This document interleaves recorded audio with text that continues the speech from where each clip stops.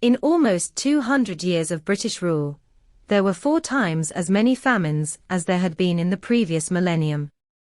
Historical records show that millions of people lost their lives in 12 major famines that devastated British India from 1765 to 1947, when the country eventually obtained its freedom.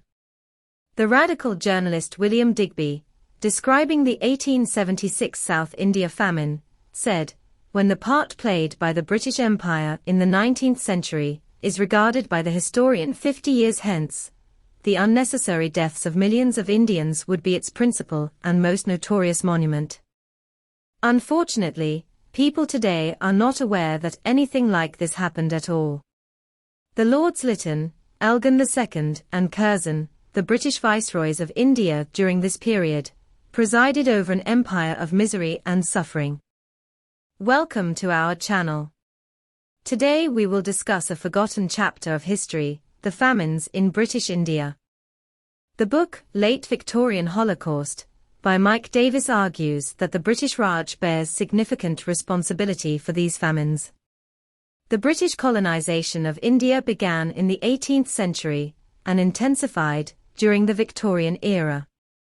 As the British Empire tightened its grip on the subcontinent, it implemented policies that aimed to exploit India's resources to benefit the colonial power.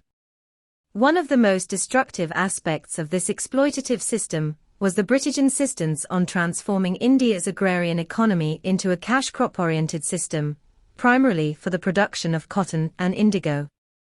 Under British rule, vast tracts of fertile land that had previously been used for cultivating food crops were transformed into plantations for cash crops. This shift in agricultural focus had devastating consequences during times of drought or poor monsoons, as food production plummeted while the demand for cash crops remained high. The East India Company forced Indian farmers to grow opium instead of food crops so as to meet demand in China. The farmers who did not grow opium were paid low prices for their crops, which made it difficult for them to make a living and sent farmers into crippling debt. The British Raj continued to prioritize the export of these cash crops over the welfare of the Indian population, even during periods of extreme famine. During the late Victorian era, the occurrence of El Niño, a climatic phenomenon characterized by the warming of the equatorial Pacific Ocean, played a significant role in exacerbating the famines in India under British Raj rule. El Niño events lead to changes in weather patterns globally, including in India, and these changes had a profound impact on agricultural productivity, thus contributing to the severity of famines. The British Raj's policies and responses to the El Niño-induced famines exacerbated the situation. As mentioned earlier, the colonial administration prioritized cash crops for export over food crops for domestic consumption. During El Niño years, when food production was already severely impacted, the continued emphasis on cash crops further reduced the availability of food for the local population.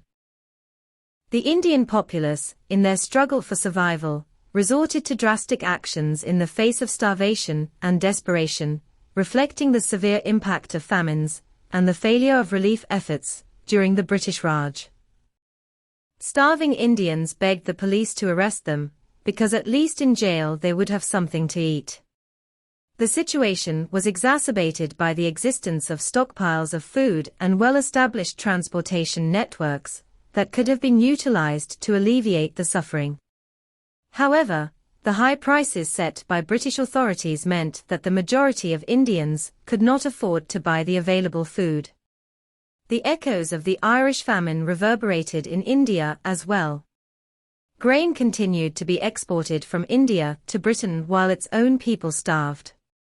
This callous disregard for the plight of the Indian population in the face of such widespread suffering is a glaring indictment of the priorities of the British Empire.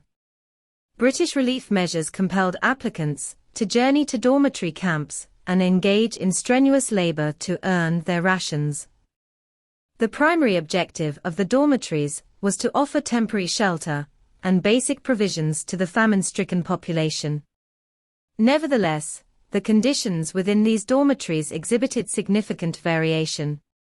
Some dormitories were relatively well organized, while others suffered from overcrowding, unsanitary conditions, and insufficient facilities. The quality and quantity of food provided in the dormitories were often meager. Rations typically consisted of basic staples such as rice, wheat, or millet, lacking diversity and nutritional value. Contemporary reports indicate that the food supplied frequently failed to meet the inhabitants' nutritional requirements, resulting in malnutrition and the spread of diseases. Dormitories were subject to stringent regulations and control by the colonial authorities.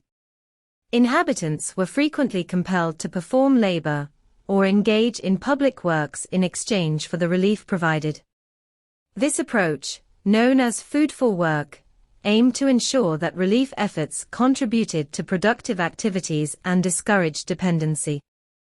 However, these labor requirements sometimes exploited the already vulnerable population and imposed additional burdens. Lord Lytton, whom Mike Davis calls India's Nero, lavished money on Queen Victoria's investiture as Empress of India and on military skirmishes with the Russians on the Afghan frontier in preference to relief efforts for the famine victims. The economist Amartya Sen, who won the 1998 Nobel Prize for his work on the economic mechanisms underlying famines, has stated in his 2009 book, The Idea of Justice, that though Indian democracy has many imperfections, nevertheless the political incentives generated by it have been adequate to eliminate major famines right from the time of independence. The last substantial famine in India, the Bengal famine, occurred only 4 years before the empire ended. The prevalence of famines, which had been a persistent feature of the long history of the British Indian Empire, ended abruptly with the establishment of a democracy after the independence of India. Please like our videos and subscribe to our channel to support this type of content. Thank you.